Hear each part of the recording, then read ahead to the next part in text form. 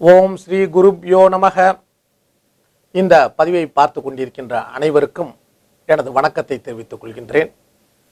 இன்றைக்கு நாம் சிந்திக்க போகும் விஷயம் உபாகர்மா. உபாகர்மா என்றால் என்ன என்பதை பற்றி நாம் சிந்திக்கப் போகின்றோம். தமிழகத்திலே இந்த உபாகர்மாவை ஆவணி ஆவிட்டம் என்ற பெயரிலே அழைக்கின்றோம். ஒரு சிலர் இதை பூணல் பண்டிகை என்ற பெயரில் அதை அழைக்கின்றார்கள்.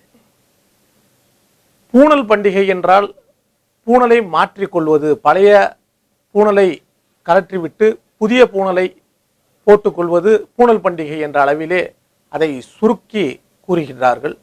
அதன் பொருள் அப்படியல்ல. உபாகர்மா என்பது உபக்கிரமம் என்ற சமஸ்கிருத வார்த்தையின் பொருள் ஆரம்பம் என்பதாகும். ஆரம்பம் என்றால் வேத படிப்பை ஆரம்பம் செய்வதற்காகத்தான் இந்த நாளை பெரியோர்கள் நமக்கு கொடுத்துள்ளார்கள். இந்த உபாகர்மம் என்பது எப்பொழுது வருகின்றது என்று நாம் பார்த்தோமானால் இதை 3 உபாகர்மம் சொல்லுவோம். ஒன்று ரிக் உபாகர்மா, யஜுர் உபாகர்மா, சாம உபாகர்மா என்று 3ஆக இருக்கின்றது. அனைவருக்கும் தெரியும், வேதம் ஒன்றாக இருந்தது. வேதவியாசர் நமக்காக அந்த வேதத்தை 4ஆக பிரித்து கொடுத்தார். ரிக்வேதம், யஜுர்வேதம், சாமவேதம், அதர்வண வேதம் என்று 4 வேதங்களாக பிரித்து கொடுத்தார். ஒரு சில மக்களுக்கு ரிக்வேதமும், ஒரு சில பகுதி மக்களுக்கு யஜுர்வேதமும், ஒரு சிலருக்கு சாமவேதமும் கொடுக்கப்பட்டது. அதை அவர்கள் அனுஷ்டித்து வந்து கொண்டிருக்கின்றார்கள். இதில் ரிக்வேதிகளுக்கு உபாகர்மா எப்பொழுது வரும் என்றால், இந்த ஆவணி ஆவிட்டம் என்பதிலே அந்த அவிட்ட நட்சத்திரம் வருகின்ற நாளிலே அவர்கள் அதை கடைபிடிக்கின்றார்கள். ஒரு விஷயத்தை நாம் புரிந்து கொள்ள வேண்டும்.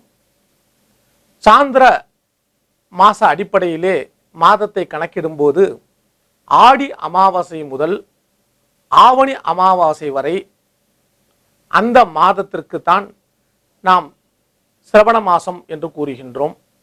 அந்த மாதத்திலே வருகின்ற, அதாவது ஆடி அமாவாசையிலிருந்து ஆவணி அமாவாசை வரை உள்ள அந்த மாதத்தில் வருகின்ற பௌர்ணமி நாளில் யஜுர்வேதிகள் உபாகர்மாவை கடைபிடிக்கின்றார்கள். ரிக்வேதிகள் அந்த பௌர்ணமிக்கு அருகில் வருகின்ற அந்த அவிட்ட நட்சத்திரத்திலே ரிக்வேதிகள் கடைபிடிக்கின்றார்கள். ஒரு சில நேரத்தில் இந்த பௌர்ணமியும் அவிட்ட நட்சத்திரமும் சேர்ந்து வரும்போது ஒரே நாளில் ரிக்வேதிகளும் யஜுர்வேதிகளும் இந்த உபாகர்மாவை கடைபிடிக்கின்றார்கள். சாமவேதிகளை பொறுத்தவரை விநாயக சதுர்த்திக்கு அருகில் வருகின்ற ஹஸ்த நட்சத்திரத்தன்று இந்த உபாகர்மாவை கடைபிடிக்கின்றார்கள். உபாகர்மா என்றால் ஆரம்பம் என்று பொருள்.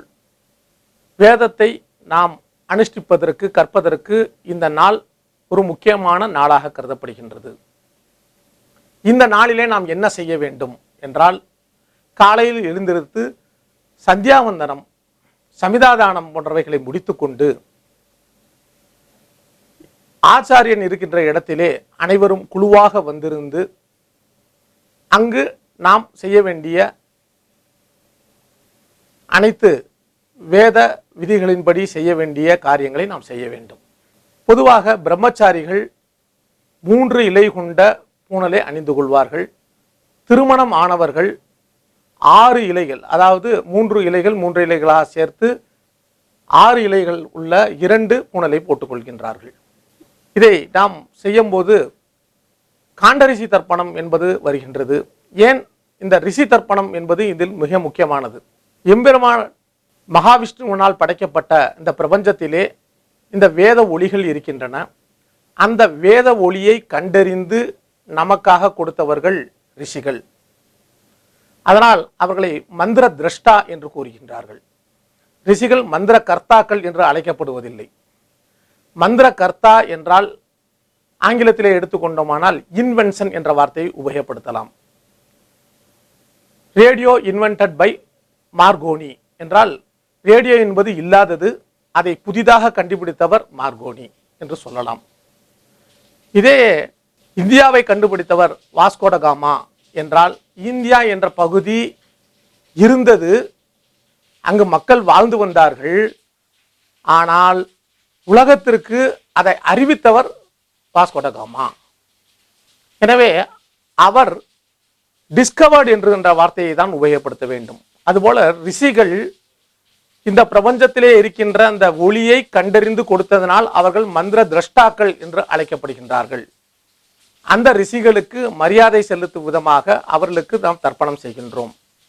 பொதுவாக மனிதர்களுக்கு பித்ரு தர்ப்பணம், ரிஷி தர்ப்பணம், தேவ தர்ப்பணம் என்று 3 தர்ப்பணங்கள் உண்டு. இந்த 3ஐயும் மனிதனானவன் அந்த கடனை தீர்க்க வேண்டும் என்பதுதான் பெரியோர்களுடைய வழிகாட்டுதல். இந்த விஷயத்திலே இந்த உபாகர்மா தினத்தன்று காலையிலே சந்தியாவந்தனம் முடித்த பிறகு ஆச்சாரியனிடத்தில் வந்திருந்து அவருடைய வழிகாட்டுதலோடு இந்த உபாகர்மாவை செய்ய வேண்டும். பொதுவாக ஒரு வருடத்தை 2 விதமாக பிரிக்கின்றோம். தட்சிணாயனம் என்றும் உத்தராயணம் என்றும் 2ஆக பிரிக்கின்றோம். இந்த தட்சிணாயனம் என்பது ஆடி மாதத்திலே தொடங்குகின்றது. ஆடி, ஆவணி, புரட்டாசி, ஐப்பசி, கார்த்திகை, மார்கழி, இந்த 6 மாதங்கள் தட்சிணாயனம் என்று அழைக்கப்படுகின்றன. உத்தராயணம் என்பது தை மாதத்தில் ஆரம்பிக்கின்றது. தை, மாசி, பங்குனி, சித்திரை, வைகாசி, ஆனி. இது 2 பிரிவாக பிரிக்கப்பட்டிருக்கிறது. சூரியன் செல்லுகின்ற பாதை, அயனம் என்றால் பாதை என்று பொருள். தெற்கு பகுதியிலே செல்லும் போது தட்சிணாயனம், வடக்கு பகுதியிலே திசையில் செல்லும் போது உத்தராயணம் என்று அழைக்கப்படுகின்றது. இந்த தட்சிணாயன காலத்திலே வேதத்தை குருகுலத்தில் படிக்கின்ற மாணவர்கள் வேதம், உபனிஷதம், பிராமணம் இதை போன்றவற்றைகளை அவர் படிப்பார்கள். அது முடிந்த பிறகு தை மாசம் பௌர்ணமியிலிருந்து அவர்கள் வேதத்தை தவிர்த்து ஷிக்ஷை, வியாகரணம், சந்தஸ், கல்பம், ஜோதிஷம் போன்றவர்களை அவர்கள் படிக்க வேண்டும். இந்த தை முடிந்த பிறகு அந்த தை பௌர்ணமியில இருந்து இதை அவர்கள் கடைபிடிப்பார்கள். மீண்டும் இந்த சிராவண மாசம் வரும்போது இந்த தினத்திலே மீண்டும் வேதத்தை அவர்கள் ஆரம்பிக்க வேண்டியது. இதுதான் நடைமுறையில் உள்ள விஷயம். இதை கற்றுக்கொண்டு முடித்த பிறகு கூட அவர்கள் அதை மறக்காமல் இருப்பதற்காக இந்த உபாகர்மா தினத்தன்று அனைவரும் வேதத்தை ஆரம்பிக்க வேண்டும் என்று பெரியோர்கள் கூறியிருக்கின்றார்கள். எனவே இது அனைவரும் கடைபிடிக்க வேண்டிய ஒரு விஷயம். ஒரு சில குறிப்பிட்ட பிரிவினர்கள் மட்டும்தான் இதை கடைபிடிக்க வேண்டும் என்பது கிடையாது. சனாதன தர்மத்தில் உள்ள பிராமணர்கள், சத்திரியர்கள், வைசியர்கள் அனைவருமே இந்த உபாகர்மாவை கடைபிடித்து அந்த புதிய பூணலை அவர்கள் போட்டுக்கொள்வது மட்டுமல்லாமல் அன்றைக்கு அவர்களுக்கு விதிக்கப்பட்டிருக்கின்ற கடமைகளை செய்த பிறகு வேதத்தை அவர்கள் சொல்ல ஆரம்பிக்க வேண்டும். இந்த உபாகர்மாவிற்கு அடுத்த நாளாக வருவது காயத்ரி ஜபம் எனப்படுவது. காயத்ரி ஜபத்தை குறைந்தபட்சம் 1008 தடவையாவது நாம் அந்த தினத்தில் செய்ய வேண்டும். தினமும் சந்தியாவந்தனம் செய்யும் போது 108 முறை செய்து கொண்டிருக்கின்றோம். ஆனால் இந்த குறிப்பிட்ட காயத்ரி ஜபத்தினுடைய அந்த நாளிலே, உபாகர்மாவுக்கு அடுத்து வருகின்ற நாளிலே குறைந்தபட்சம் 1008 தடவையாவது நாம் காயத்ரி ஜபத்தை செய்ய வேண்டும். பொதுவாக குழந்தைகளுக்கு எப்பொழுது பூணல் அணிவிக்க வேண்டும் என்பது நாம் கவனிப்போம். கர்ப்பாஷ்டமே என்று கூறுகின்றார்கள். குழந்தை கருவிலே இருந்து 8 வருடம் முடிந்த பிறகு இந்த பூணலை அணிவிக்க வேண்டும் என்று கூறியிருக்கின்றார்கள். அப்படி என்றால் 7 வயது முடிந்த பிறகு நாம் இந்த பூணலை அணிவிக்கலாம். எந்த வயது வரை நாம் செய்யலாம் என்றால் 12 வயது அல்லது 14 வயது வரை நாம் இந்த பூணல் அணிவிப்பதை நாம் செய்யலாம். காமம் புகுவதற்கு முன்பாக காயத்ரி உள்ளே வர வேண்டும் என்பதுதான் விதி. எனவே குழந்தைகளுக்கு இள வயதிலேயே நாம் பூணலை போடுவது மிக சிலாகியமானது. இப்பொழுது சிலர் திருமண சமயத்திலே சடங்கிற்காக இந்த பூணலை போடும் ஒரு வைபவத்தை செய்து கொண்டிருக்கின்றார்கள். அது சரியானது அல்ல. குழந்தைகள் 10 வயது 12 வயதுக்கு முன்பாகவே அவர்களுக்கு உபநயனம் செய்விக்கப்பட வேண்டும். இந்த உபநயனம் என்ற இந்த சடங்கின் மூலமாக அவர்களுக்கு இந்த பூணல் போடப்படுகின்றது. அதற்கு காரணம் என்னவென்றால், எப்பொழுது அவர்களுக்கு உபநயனம் செய்விக்கப்படுகின்றதோ அந்த நாளிலிருந்து தான் அவர்கள் சந்தியாவந்தனம் செய்யக்கூடிய தகுதியை பெறுகின்றார்கள், வேதத்தை படிக்கக்கூடிய தகுதியை பெறுகின்றார்கள். எனவே நம்முடைய குழந்தைகளுக்கு ஆடம்பரமாக உபநயனம் செய்வது மட்டுமல்லாமல் உபநயனம் முடிந்த பிறகு ஆச்சாரியனிடம் முறையாக சந்தியாவந்தனத்தையும் கற்றுக் கொடுக்க செய்வது மிக சிறப்பானது. காயத்ரி மந்திரத்தை நாம் ஜபம் செய்ய செய்ய தேஜஸ் அபிவிருத்தியாகும், கல்வி விருத்தியாகும், நல்ல ஒரு ஞானம் பெறுவார்கள் என்பதால் நாம் அனைவரும் நம்முடைய குழந்தைகளுக்கு குறைந்தபட்சம் 14 வயதிற்கு முன்பாக உபநயனம் செய்ய வேண்டும். உபநயனம் என்றால் நமக்கு 2 கண்கள் இருக்கின்றன, 3வது கண்ணை திறப்பதற்கு சமமாக இருக்கும். மற்றும் ஒரு பொருள் என்னவென்றால் ஆச்சாரியன் அருகில் அந்த மாணவனை கொண்டு செல்வது என்பதே.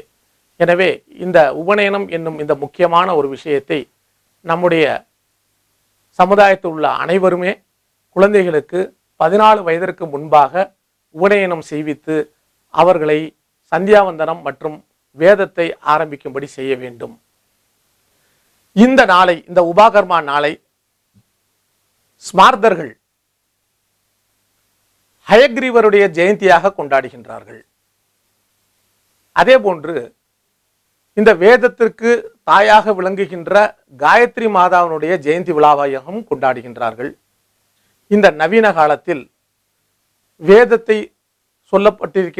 எழுதப்பட்டிருக்கின்ற பழமையான நம்முடைய சனாதர்மத்தின் மொழியான சமஸ்கிருத தினமாகவும் இதை கொண்டாடுகின்றார்கள். சான்ஸ்கிரிட் டே என்றும் கொண்டாடுகின்றார்கள். எனவே இது ஒரு குறிப்பிட்ட பிரிவினருக்கு உரிய விழாவாக சிலர் நினைத்திருப்பது தவறு. அனைத்து இந்துக்களும் கடைபிடிக்க வேண்டியது இந்த உபாகர்மா என்பதை சொல்லிக்கொண்டு இந்த பதிவை பார்த்து கொண்டிருக்கின்ற அனைவருக்கும் எனது நன்றியை தெரிவித்துக் கொள்கின்றேன். மேலும் இந்த பதிவில் சப்ஸ்கிரைப் பட்டனை அழுத்தவும், அதன் அருகிலே உள்ள பெல் பட்டனையும் அழுத்தவும், லைக் பட்டனையும் அழுத்துமாறு வேண்டுகின்றேன். உங்களுடைய நண்பர்களுக்கும் உறவினர்களுக்கும் இந்த தகவல்கள் போய் சேருவதற்காக அதை அவரிடம் பகிர்ந்து கொள்ளுமாறும் வேண்டுகின்றேன்.